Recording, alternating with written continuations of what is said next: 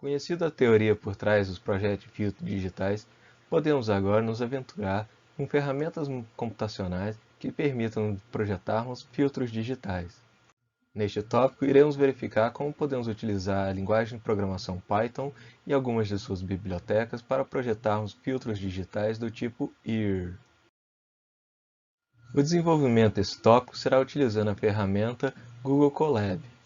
O Google Colab é uma plataforma de desenvolvimento Python disponibilizada pela empresa Google que permite desenvolvermos programação Python sem a necessidade de instalarmos Python em nosso equipamento. Isso nos permite que possamos programar Python utilizando qualquer dispositivo que tenha um navegador web, como computadores ou smartphone. O seu desenvolvimento é baseado no Jupyter Notebook, então ele nos obriga a dividirmos nosso código em células que podem ser tanto de programação quanto de anotação. Para acessar o Google Colab, basta entrar no endereço colab.research.google.com. Aqui é importante observar que é necessário ter uma conta Google para poder utilizar a ferramenta. Na figura podemos ver o projeto de exemplo inicial que o Google Colab nos apresenta quando acessamos ele pela primeira vez.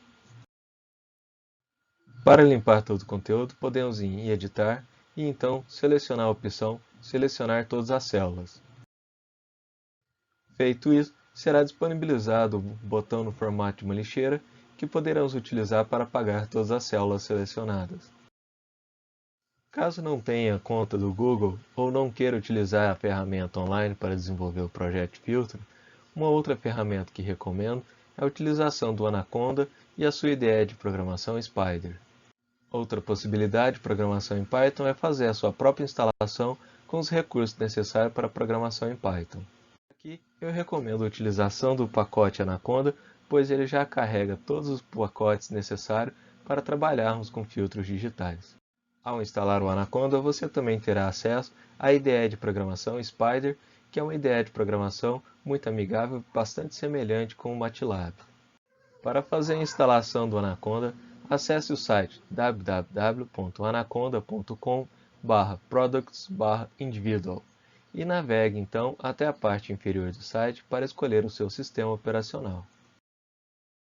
Com o Anaconda instalado, você terá acesso ao Anaconda Navigator, que irá gerenciar o seu ambiente Python.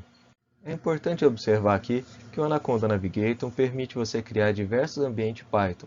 Assim, ao colocar uma biblioteca diferente no seu ambiente Python, você não irá causar conflito com outra biblioteca que está em outro ambiente Python, permitindo então que você possa trabalhar e testar diversas bibliotecas diferentes sem interferir no ambiente de desenvolvimento e produção que você tem.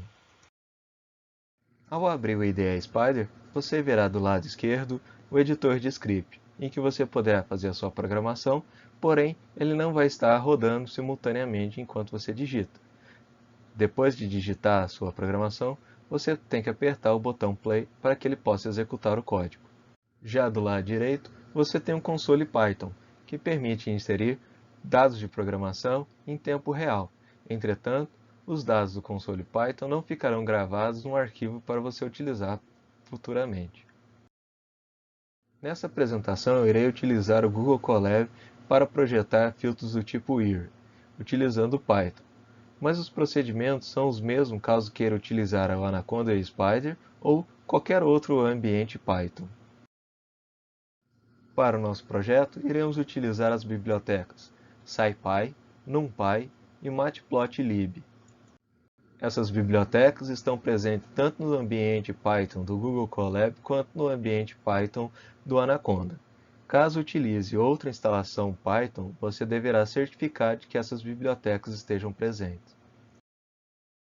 Aqui estamos de volta no Google Colab, logo após termos apagado todas as células que o Google Colab nos colocou como exemplo. Vamos iniciar criando uma célula de código, então basta apertar no botão que indica mais código. Nessa primeira célula, vamos informar ao Python quais as bibliotecas iremos utilizar.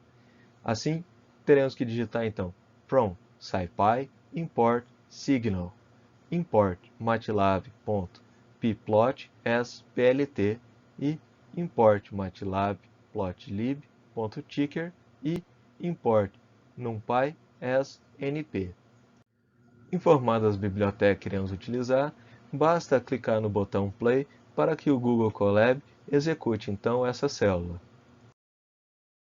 A biblioteca SciPy tem um conjunto de funções para a área de engenharia e científica. No nosso caso, iremos utilizar a seção Signal, que permite trabalharmos com sinais e filtros.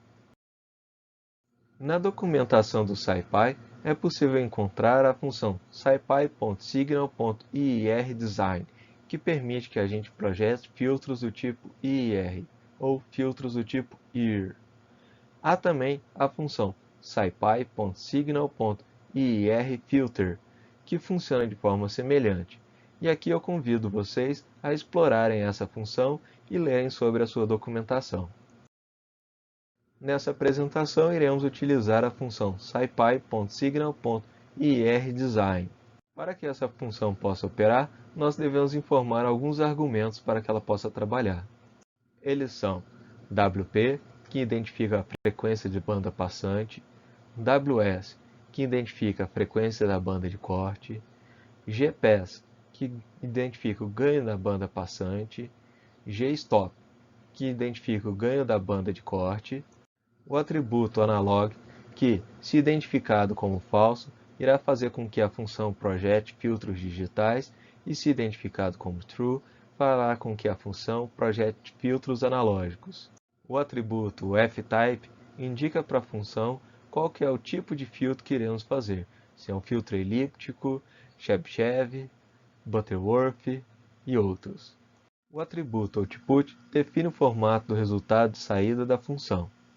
E por fim, o atributo fs, que é utilizado quando estamos projetando filtros digitais, em que ele indica qual que é a frequência de amostragem do nosso sinal. Para conhecer mais sobre essa função, acesse a documentação dela no site do SciPy.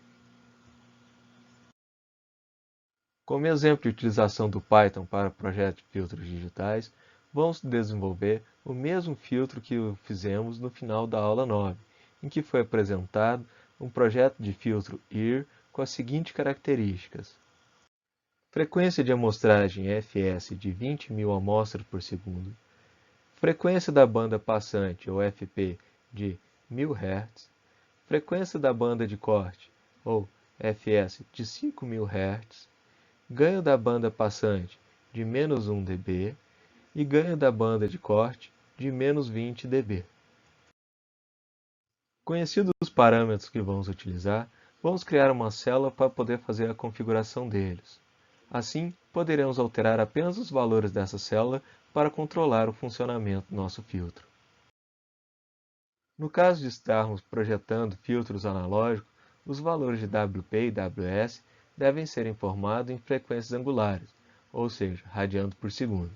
Neste caso, estamos trabalhando com filtros digitais e, assim, devemos informar um valor entre 0 e 1, em tal forma com que o valor 1 corresponda à frequência de Nyquist.